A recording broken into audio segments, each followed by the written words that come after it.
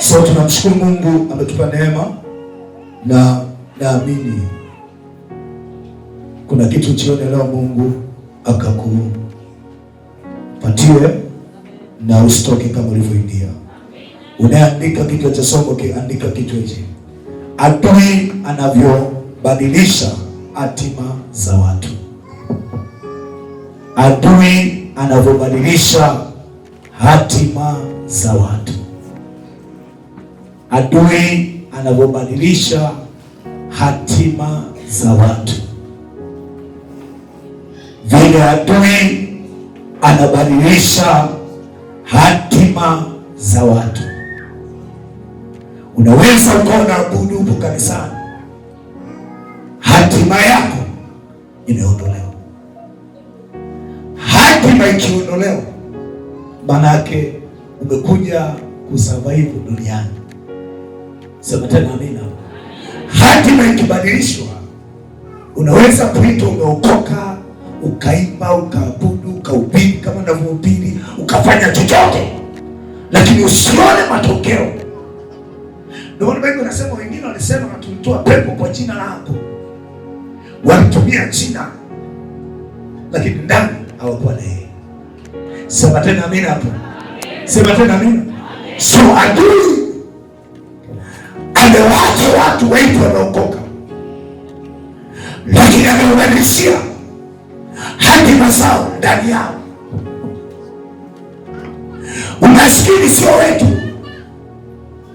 Lakini angalia leo wanakuwa mtu akifanya kitu kadogo tu, mimi naambia watu, mimi ite Freemason, ongeza na lingine, ongeza na lingine. Mimi ninafanya vitu vikubwa. Na ukikuta anasema Freemason, unajua kuna mahali umevuka. Sema tena amina.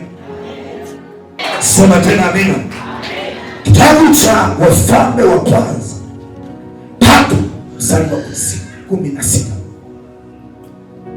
Adui amebadilisha hatima za watu. Vile adui anabadilisha hatima za watu. Adui hawezi kukuacha uache wokovu. Ndio maana shetani alipoingia kwenye bustani, hakumwambia Eva atoke bustanini. Alimwua huko ndani ya bustani. Yeye hakuwa na nia kumtoa kwenye bustani. Alimwacha akae kwenye bustani, lakini awe amekufa. Shetani anaweza kukua na ukabaki na kanisa, na ukapewa na cheo kanisa, lakini umekufa. Shetani anaweza kukua akakuacha na jina la kuitwa mlokole, ukabaki kanisani, lakini wewe ni maiti. Sio leo tunakwenda kutimiza semina hii.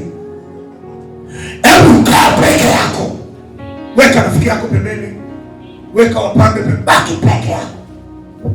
Na nabii wa kwanza umeshako ni wewe mwenyewe. Unajua jana unalala wapi wewe? Sema tena amina. Sema tena amina. Anawacha watu waingie makanisani, lakini haki na kila Mungu aikiweka adui alizokiondoa. Ndio maana cha kwanza amesema na mtumishi wake. Cha kwanza Yesu hajaanza injili, anakutana na shetani, anasema ukinisujudia. Shetani anataka mambo mengi, sujudia. Wewe ukinisujudia hata ukienda kanisani, endelea kusema Yesu, lakini kwangu umeshanisujudia. Adui akisha kubadilishia hatima yako, hatima ameua kila kitu kwenye maisha, kila kitu, kila kitu, kila kitu. Sema tena amina. Somo msomaji wangu hiyo kwa sauti kubwa, mstari wa kwanza wa 16.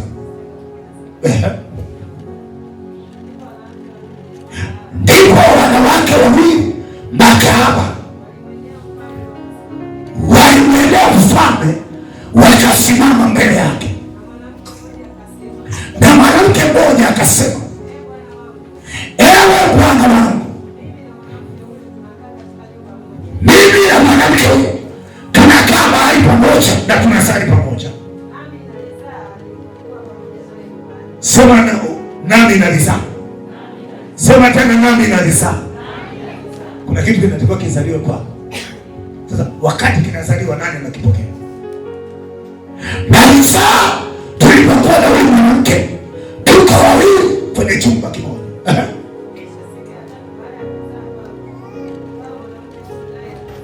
Baada ya siku ya tatu na huyu mwanamke, manake wote walikuwa wajawazito, naye akazaa. Nasi tulikuwa pamoja, hapakuwa na mtu mwingine.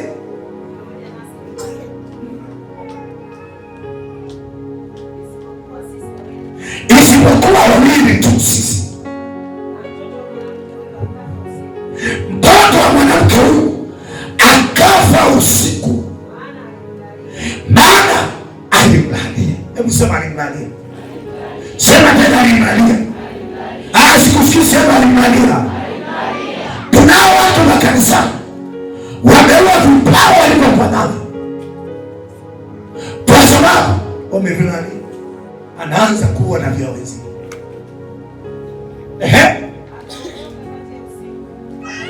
Akaondoka katikati ya usiku, akamwondoa mtoto wangu ubavuni kwangu,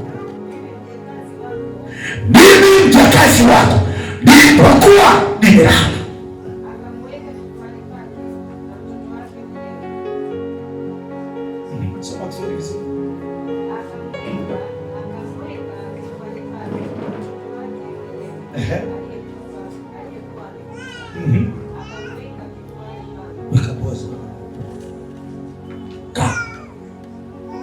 Baada ya kufanya je, akatoa mtoto aliye hai, akamleta kifuani pake, akachukua maiti akaiweka kifuani kwake.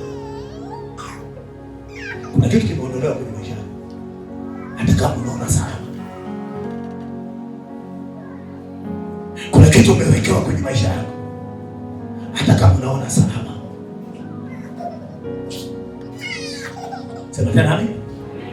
Baada ya kutoa kilicho hai, wakati anaondolewa hakushtuka, lakini alipoamka asubuhi amgeuze mtoto, anakuta na maiti. Wewe mbaruka na serikali. Sema tena amina. Sema tena amina. Kuna mahali tumhitaji Mungu wa kesho, tunamhitaji Mungu wa leo. Sema tena amina. Maana Mungu wa kesho akusaidia. Ingekuwa hivyo Elia angeuawa. Sema tena amina.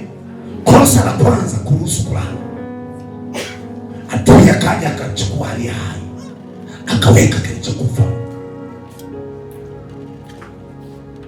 Unaweza kuwepo kanisani, adui amekuwekea kilichokufa,